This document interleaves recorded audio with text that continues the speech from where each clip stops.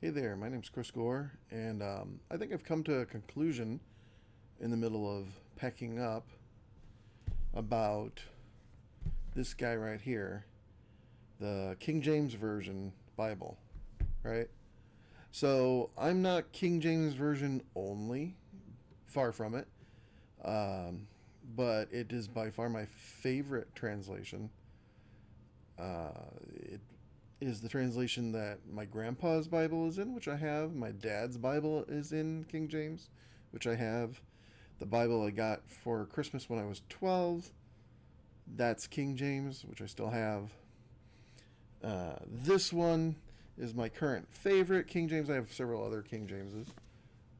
This is a Cambridge Cameo with the Apocrypha. I bought it last year because of the whole 100th anniversary thing of this typesetting, which is pretty cool if you think about it. You know, other translations are maybe 10, 20 years old, or the text you've got is maybe, the ESV didn't make it from 2016 to 2025 without revising the text. Here, with the King James, you've got this printing, this typesetting of the Cameo is 100 years old. So it's literally the same text block as it was in 1925. So that's very different universe versus most other translations. Well, what I've been thinking about this is, as you can maybe see if you take a peek behind me, I've been packing all my stuff. I'm moving, and I have a lot of books, and I've been packing all of my books. I'm thinking around 5,000 books now, and they're nearly all in my sister's basement, who's been kind enough to let me take over her basement for storage in the middle of the move. I need more bedrooms. But one of the other things that's going with all those books are, of course, all my Bibles and religious books. And like I said, I'm definitely not a King James only person. I think I have about 70 Bibles, like full Bibles, Old Testament and New Testament, and more if you count, well, does the New Testament, Psalms and Proverbs, does that count as a Bible? Well, what if it's just like Old Testament, like in Hebrew, or a Jewish Bible? Does that count? Or this guy's got the Apocrypha. I only have a few that have the Apocrypha.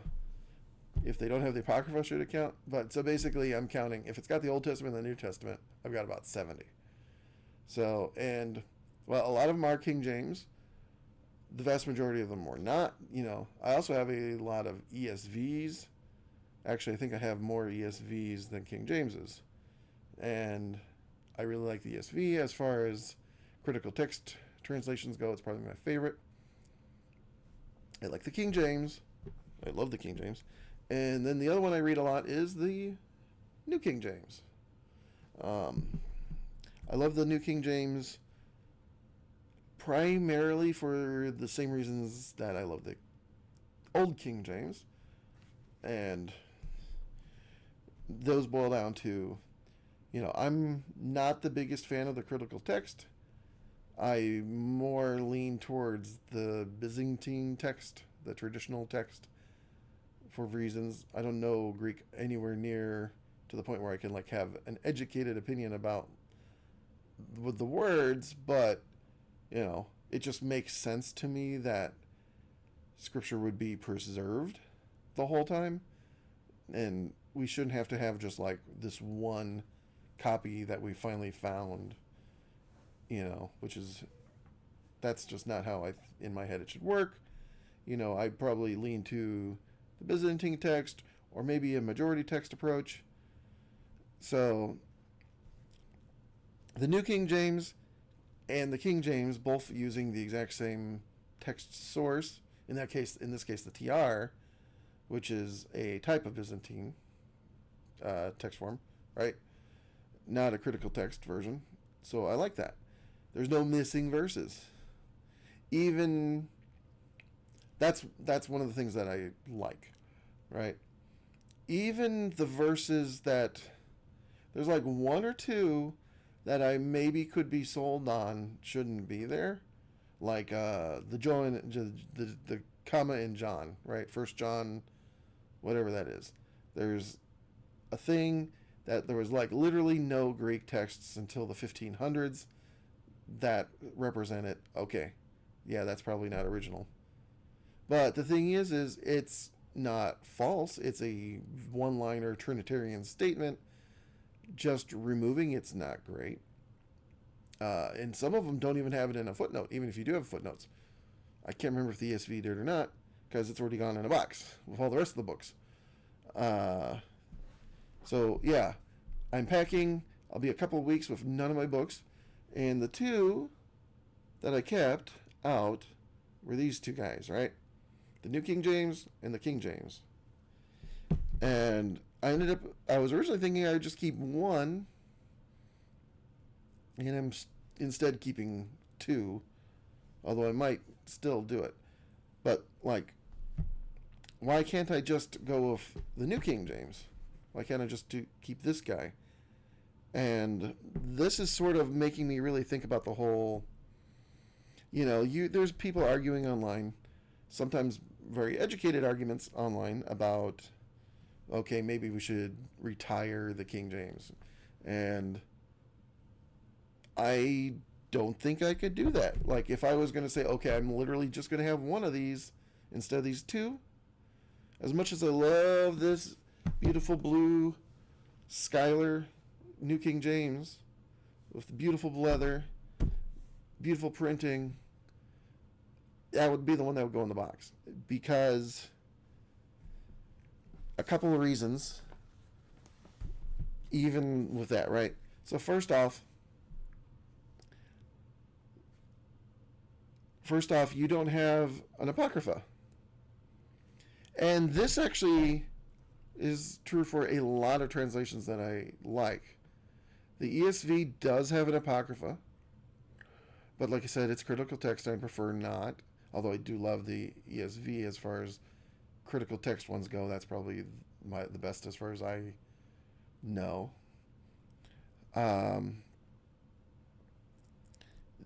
Where it is just where the King James is, in spite of how many, there's a ton of translations of the Bible in English, like a lot of them. Like, I probably have like 15 or 20 translations of the Bible in English, and there's probably like 25 or 50 if I were to go to the bookstore, or I could probably literally go buy right now 25 different translations of the Bible in English right now. But they're all almost the same. They're all serving the same area. So many of them are just critical text, kind of aiming for that in between, like what the NIV used to be kind of the king of. You've got the NIV, you've got the CSB, you've got the new NIV, you've got a bunch of them. A lot of them, basically all translations other than these two, as far as like major translations, almost all of them use the critical text. And so that's basically it.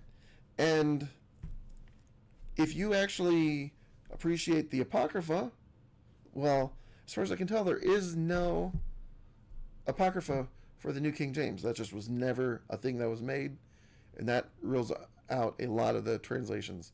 So, I'm a Lutheran, right? We don't view the Apocrypha as actually scripture, but it's like very high up there. It's useful to read or good to read. I can't remember the way they phrase it, but like, it's considered very, very good. Whereas most non-Lutheran, non-Anglican Protestant Bibles will not have the Apocrypha.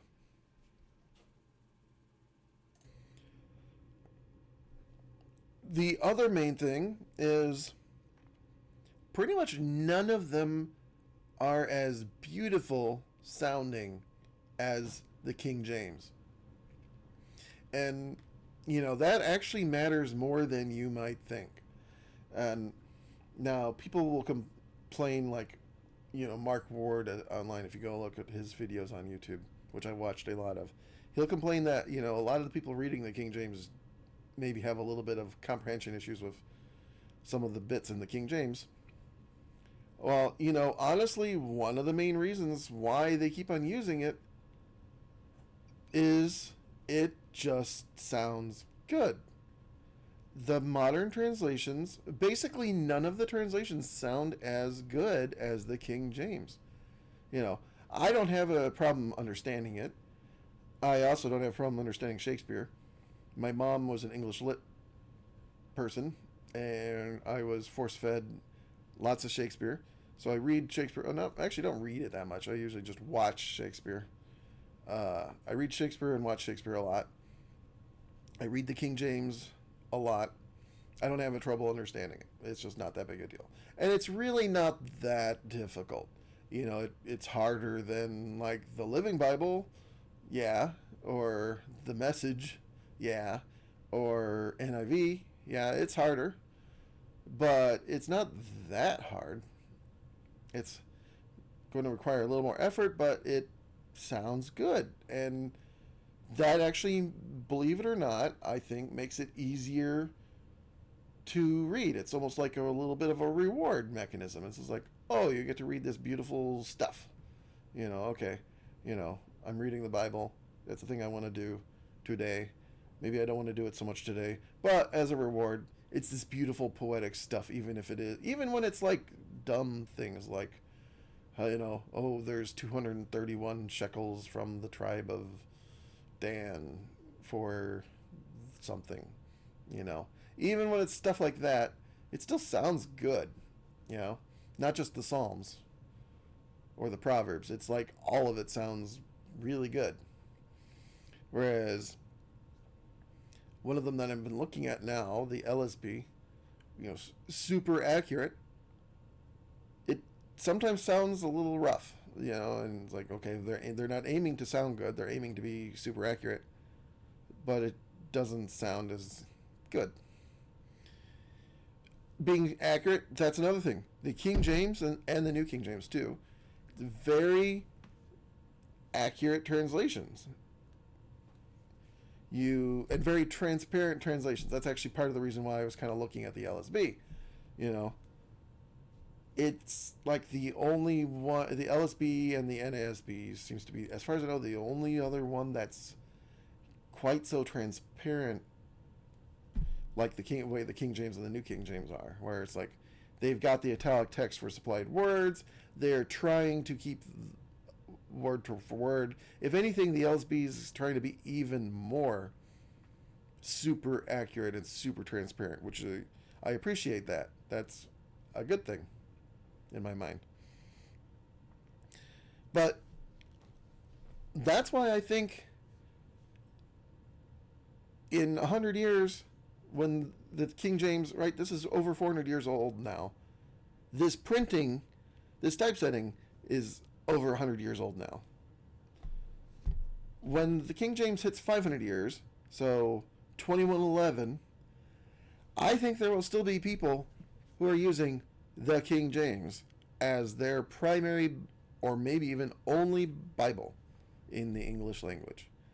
And the ESV, I don't know. The New King James, I don't know. The NIV, probably be gone. The LSB, maybe that one will stick around, or maybe there'll be an LSB 2.